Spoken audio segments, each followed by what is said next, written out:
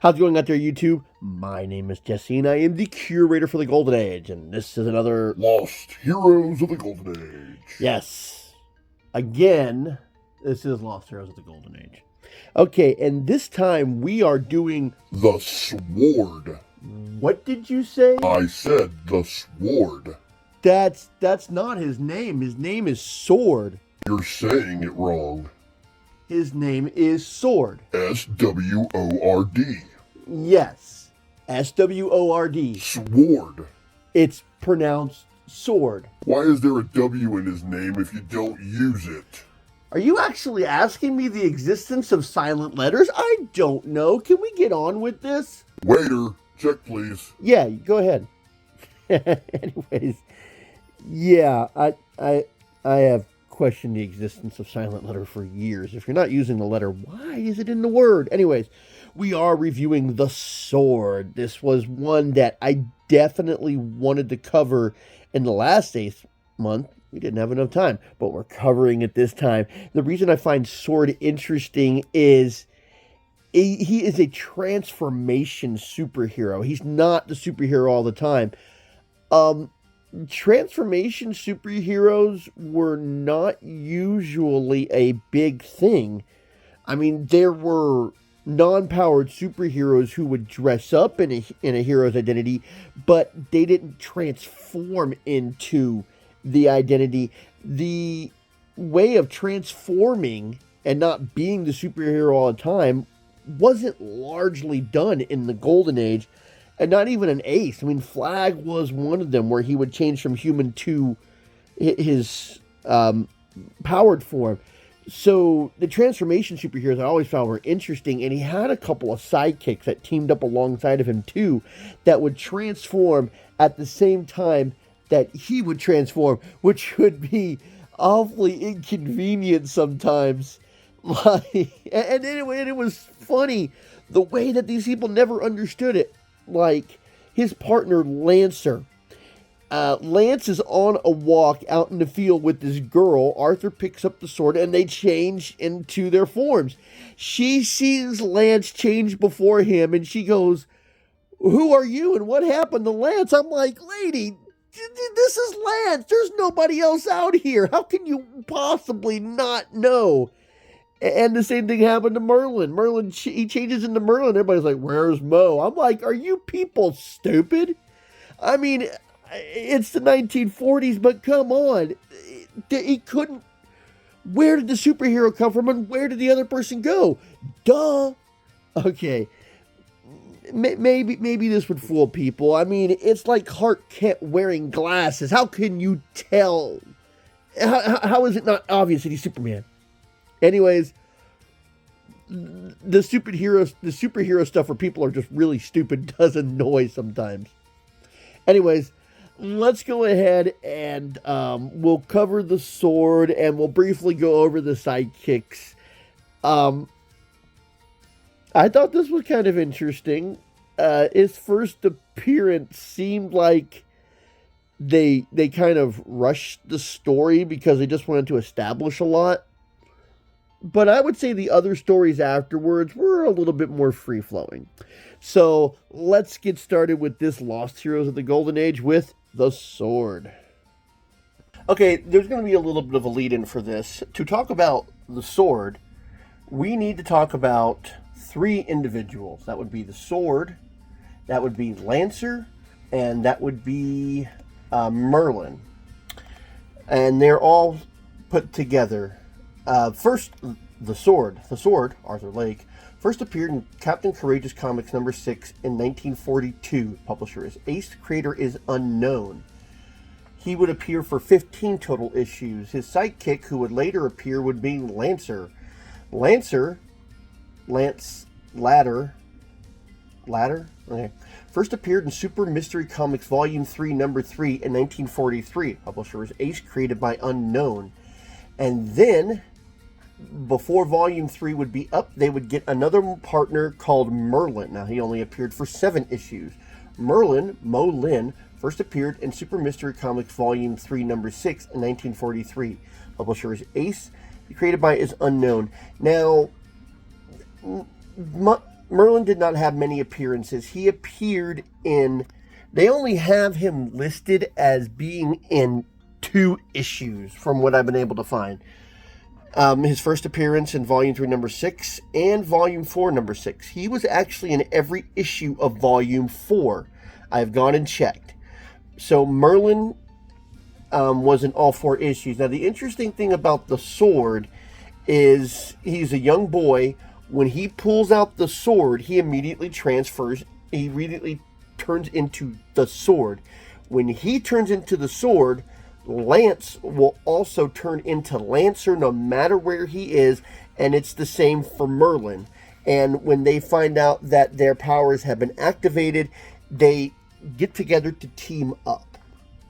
Now, the Sword would have his first 2 appearances in Captain Courageous Comics, which was only 1 issue, and the last issue of Lightning Comics, Volume 3, number 1. And that would be the last one for Lightning, which is kind of funny because at the end of Captain Courageous and at the end of the Lightning Comics, it says that the Sword will appear in the next issue, which those were the last issues of both comics, so I find that humorous. But it's interesting, for the very last appearance of the Sword, it does not say he'll appear in the next issue. It just says end. But you can also tell it is the very last issue because just like last issues of other superheroes which we have covered, the Sword and Lancer are barely in the story. Arthur and Lance are the majority of the story, and their superhero forms appear on the last 2 pages. So it's hard to tell that it is even a Sword story if he didn't appear into those. So also, just like every other hero that was appearing at this time, they were pushing war bonds, and that would appear in their second to last issue. Now, after Volume 4, they appeared in 3 issues. Merlin would not appear in any of those 3, and it also looked like Lance and Arthur had gotten older. In their first appearances through his singles and through Super Mystery, I believe it was Super Mystery Comics that I said, yes. Through Volume 3 and 4, they seem to be young kids, probably, I'd say young teens, maybe 10-ish. But in the last 3 issues of Volume 5, they look like they're in their very late teens, probably getting ready to go into college. There is a big difference. And that might have been why they only lasted 3 issues. Seeing kids become heroes was one of the big things that you saw in the 40s, but teenagers becoming heroes, that wasn't very common in the 40s at all. Something like that probably wouldn't even be more popular until, I'd say we can journey into the 70s. No.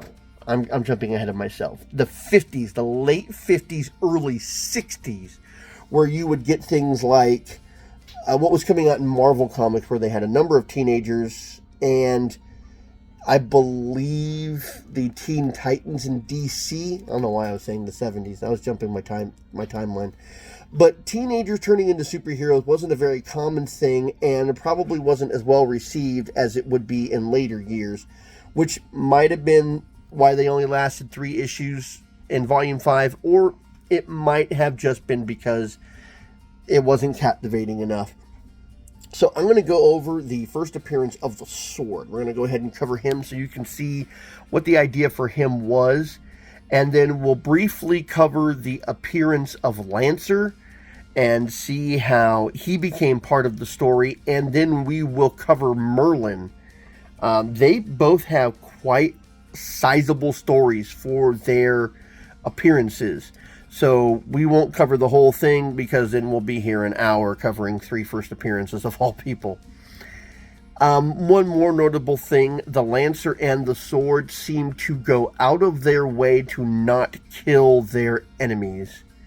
I know one of the pictures I've shown, it showed that Lancer was spearing a Japanese person, but I don't think that they ever actually did that. That was just part of a splash page. They went out of their way to keep the villains alive. Some did die, but that was not by the Sword and Lancers doing.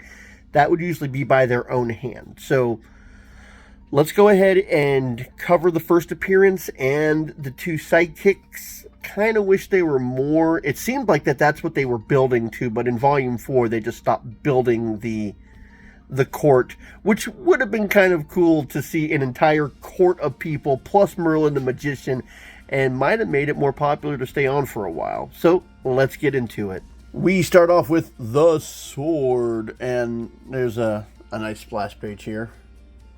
Wait a minute, Arthur is the Sword. How are they both on the same page? Okay, it's a splash page. Arthur Lake, son of an American aircraft manufacturer, has always been small and weak. Though his heart is brave, his strength is not enough to stand up against the bullying of larger companies. Secretly, he yearns to be big and strong and to do something worthwhile. Arthur's father has taken him to England. You know, this almost sounds like the plot of Big. An airfield somewhere in England. Mr. Lake is conferencing with officials. Run along now and amuse yourself, son, while I talk to these men, but don't go too far. So he's wandering around and he sees these bomb craters and he decides to go to explore. Really want to criticize him for doing this, but I would do the exact same thing. If I saw bomb craters in an old cave, I would go exploring them too. I mean, what kid that age wouldn't? Gosh, it looks scary, but I'm going to go in and look around anyhow. So as he ventures in, he sees a sword and a stone, and I also want to criticize the fact that he automatically made the King Arthur jump, but you're in England and a sword and a stone. This must be the lost tomb of King Arthur, and this is his famous sword. Well, yeah, Excalibur. Okay, so I'm not going to read every single panel. That'll take me too long. But I am going to read this. Arthur Lake, you are the chosen one. Take Excalibur and use it in the cause of liberty and justice.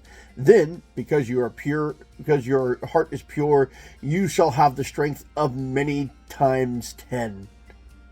I really don't remember the pure heart being part of King Arthur's legend. And King Arthur fought for liberty and justice? Anyways. Arthur leaves, but marks the caves so that he can find it again. So his dad tells him about how his business is through and they'll be able to go back to the States. I think I know a way to get Excalibur aboard ship. Aboard ship. The ship. Aboard the ship. Okay. He's happy to go back. Now, he pays a couple of random guys money to cart the sword and the stone. And this is a weird phrase. And remember, if you say a word to anyone, I'll come back and haunt you. Are you... What? That doesn't make any sense. Are you... If they tell anybody, are you planning on killing yourself so you can haunt them? Okay, and then we see Arthur and his father on the boat. And as they bid the goodbye to England, the workmen got Excalibur on board with our trunks.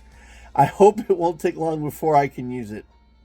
Okay, so when he goes back home, he overhears a meeting going on in the offices, and they talk about how some blueprints have been stolen, and he automatically says that this is the work of fifth columnists. Now, I wanted to make sure I understood what fifth columnists were exactly, and it is a group of people that exist inside... It would be like a group of people against America, working against the interests of America while being in America. They're a group against them. That would be the idea of the fifth columnist. I thought it was another like an axiom for the axis of evils, but no. So he says that there's fifth columnists, and he decides to grab the sword, and it works. He then at Arthur's gentle tug from the blinding flash as Excalibur slips from the stone. It's true. It's true. Now, as the sword, not Arthur, I am going to give those I'm ready to give those. Wait a minute. Hold on. Let me read this one way. I'm ready for those thieving fifth colonists. Okay. I really got to stop reading these things too fast. Okay. So that night, he seems to be staking out the office, and a seedy-looking gentleman walks in with a woman. Why that's girl is Dad's private secretary, Norma Johnson. Now, he confronts them, and the gunman opens fire. He blocks the bullet, got some speed there, and then knocks the guy out using the flat of the sword. That's very skillful for a guy who's never been the sword before. Okay, so he says that you just refer to him as the sword, and she decides to use some knockout gas. I'm guessing. Well, I don't really know. I mean, it looks like I thought it was gas at first because he's coughing, but there seems to be a blast on his chest. Maybe it was a gas gun. So she gets the plan. Here are the super plans for the bomber. I must hurry before the sword regain consciousness. And then in the next panel he says, I'm still dizzy, but my strength overcame the gas. So I guess he really didn't get knocked out from the gas, even though it did send him through a loop. But he wanted to make it look like he was knocked out so he could trace them back to their hideout. Which I'm surmising, because he says it didn't knock him out. So he follows them to a castle. As he looks inside, is that a lighthouse beam gun? That's what it looks like. Holy smokes, what is that machine? The sword sees a strange sight. She brings in the plans, but the guy who's going by, the master, decides to punish her anyways, even though she didn't get caught by the sword. She got the plan. She brought them back to him, but he's still going to kill her sister because the sword happened to appear there. A guy that they had no idea ever existed before. Now for a little action. I will take more than a steel. It'll take more than a steel window to stop me. Here goes the sword. And the sword pops in, and the master decides to throw the dagger at him. The sword is able to dodge the dagger at the last minute, but never being the sword before, he loses his balance and crashes into the master. At that same time, a number of men come out, and they start to jump all over Sword. I'm not even going to comment on this page. The way the guys are moving is really weird. Okay, so the sword, despite his great strength, is overcome by the force of numbers and tied to the chair. So as the sword is typed up, we see that... Let's see, big talk. I'll take care of you later. I've got work to do now. Bring the girl's sister and make it snappy. Now, he says that since you have betrayed me, the sister's going to die. Apparently, he thinks that she led the sword to him. In the meantime, you fool, I have a surprise for you. And he starts to explain the gun. And the sword thinks, I can get loose at any time, but I'll let him talk a while and find out how the machine works. So he let himself get captured because he wanted the master to monologue. So the master monologues and talks about how the gun is going to work. I'll go over a little bit of this. It's a death fan. At the top of the machine will revolve, slowly throwing out rays that will kill all the people in its path. Only I am immune because because of the insulated suit that I wear. So this death ray is going to revolve around in circles and spread out the rays everywhere. And it's going to be a lonely world if you're the only one. Okay, and he goes ahead and he decides to burn the plans. Now, he didn't need the plans at all. I don't think. This machine has nothing to do with airplane blueprints. Maybe he wanted some of the machinery. Maybe it was a backup plan. But it's just to show you my contempt for America's defense weapons. I will burn the blueprints I have stolen from the factories all over the country. He didn't need them. Okay, well, the sword says that it's good that he's burning the blueprints because that's one less thing to worry about. I'm guessing they have copies of the blueprints, but that's just speculation. Okay, so we see that they bring the girl out, and Norma, who broke in earlier, is tied to a stake next to the sword, and it looks like her sister is tied to the edge of the gun. Isn't that going to reduce its effectiveness? Okay. So, before he throws the switch, the sword decides to break out. I can't wait any longer. Here goes, and he leaps high into the air. His super strength must I don't know how he leaps so high. I mean, super strength, but okay. Out of my way. Thanks to the sword's quick thinking, Excalibur absorbs all the electricity flowing from the switch. I didn't know Excalibur could do that. Okay. So he shuts down the machine and the master starts to run away. And the sword is going to follow him, and the other guys are going to try and stop him, but Norma snatches a gun from the desk and holds them at gunpoint while the sword goes after him. Hold these men here, Norma, and have your sister phone for the G-Men. G-Men. I'm going after the Black Master. The Black Master? I didn't realize we were calling him the Black Master. There he goes. Okay, and let's see. Okay, we're on the last page. The sword overtakes the Black Master. Were we calling him the Black Master this whole time? Okay, if we were, but I think we just started doing that.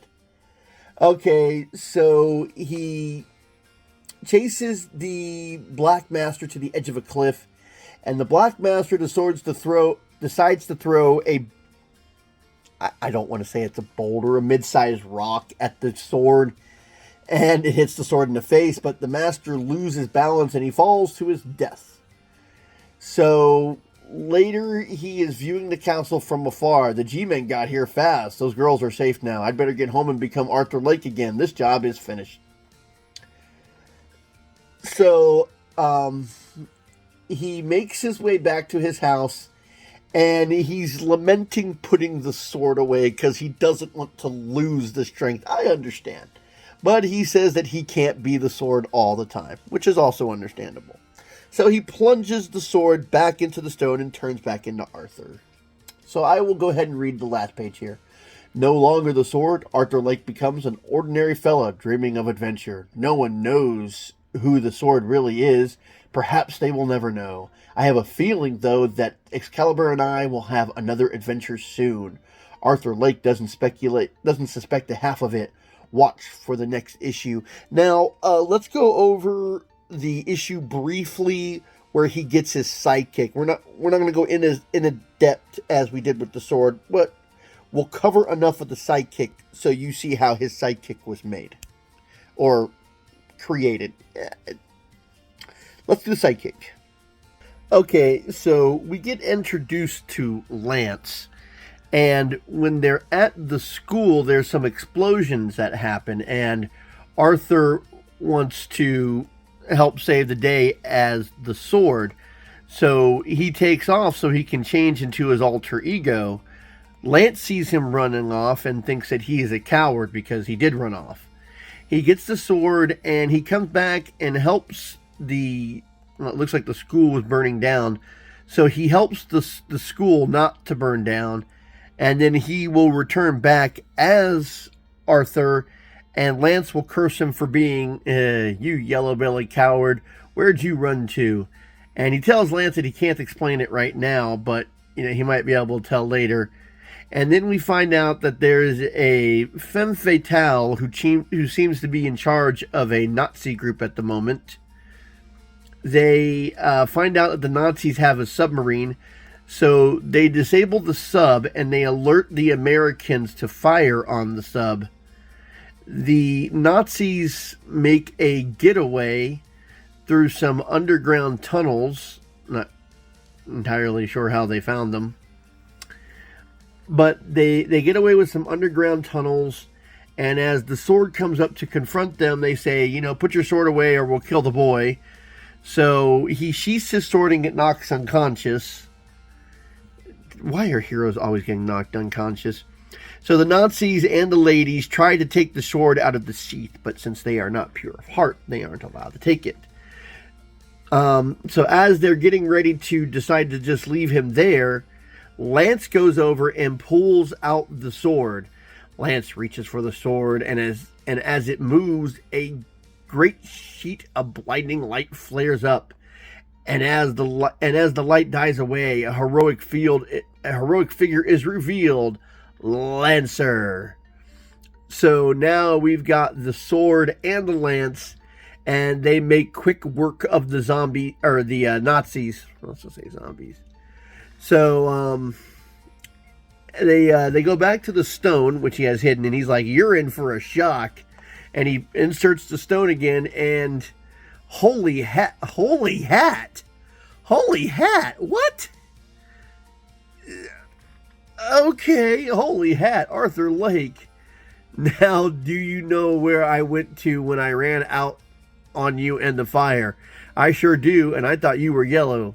Well, Lance, that wasn't a bad night's work. No, indeed. If my father knows how many Nazis died because of him, he'll rest easy in his grave. That's what Lance said. The sword now has an assistant Lancer. Is this the start of another round table? Is Faye Morgan gone, or will she be back again with more diabolical tricks and crimes? Don't miss the next issue of Super Mystery. No, we won't get a whole round table. We will get Merlin, though. So we focus on who would become Merlin is Mo Lin. Yes, Mo Lin. You heard that right. So he is apparently a hobo, and he's just, wandering around trying to make, a few bucks to get some food and stuff. And he ends up having coal thrown at him, so he's juggling it around trying to impress people. They get near a building where it turns out there is some plans, and it has to deal with Faye Morgan again. Yes, we know, Morgan Le Fay, Faye Morgan. And the soldier refuses to give him up, so they shoot the soldier, and the case ends up into the position of Mo. And Morgan is going around trying to whip everybody into finding out where the case is. Find out that Mo has it, and they kidnap him. And I love this part with the Lancer. He's in the middle of school, changes a blinding light, and Lance becomes the Lancer. Now, this happens in the middle of class, and then people look over where Lance was and goes, "Oh, the Lancer! How'd he get here? Gee, I wonder." I mean, there's only a flash of lightning, and then one of your students happened to be missing, and a superhero appears in school, and then he jumps out the window. That's just great. And Lance and Lancer start to beat up the Nazi agents that's with Morgan. And then, let's see, she runs and hides from them into a secret location in town. And Arthur and Lancer turn back into their regular forms, and they go looking around for the case, and they happen upon it. Once Morgan, who seems to be spying from her secret room, finds out that they have the case, she chases them down with the car, runs over Mo and grabs him and puts him in the car, beats up the kids, and they take Mo. When Mo realizes that, they say what's in the case. "Quiet, fool. It contains the name and addresses of all the Allied agents in Europe. I'll broadcast it from here, and in an hour they'll all be wiped out." And Mo's like, "That's treason. I'm not giving you this." So he makes the case disappear, and Morgan's going to torture it out of him. At that moment, Arthur takes out the sword to become the sword and Lancer again, and at that moment Mo Lin turns into Merlin and actually starts using his magic to hold Morgan at bay. And then let's see, Sword and he changes the whip into a snake. Sword and Lancer hear the commotion going on and goes to rescue well, he's Merlin now, and they bring the cops along, and let's see, saboteurs and spies turn them over to the military, and with them the case. Don't open or drop it, it'll explode. So I guess there was explosives that were attached to the case, and if anybody but the officer who knew how to open it, it would explode and get rid of all the plans. But it looked like Morgan escaped again, and then the sword puts the sword back in its secret case to reveal, everything. Returning the hiding place to Excalibur, Arthur replaces the sword in the scarab of the rock, and yape, it's the kids. We all have been given the magical powers to help our country. We must swear to keep it a secret. Egad, I swear too, but what do we do now? And that's all contained in Volume 4. The sword has a new partner. What problems will they tackle now with Merlin on their side? I really wish they had brought more members in. I mean, there's bows and arrows, and there's a shield. You could have had a shield. And there are more weapons that you could have become with. All right. I hope you're enjoying this video. I hope you learned something about the sword. We still are in Ace Month. We have a couple more characters that are coming up this month. And I hope you like that. I hope you like this one, and I hope you like the next one. Until then, I'll be seeing you.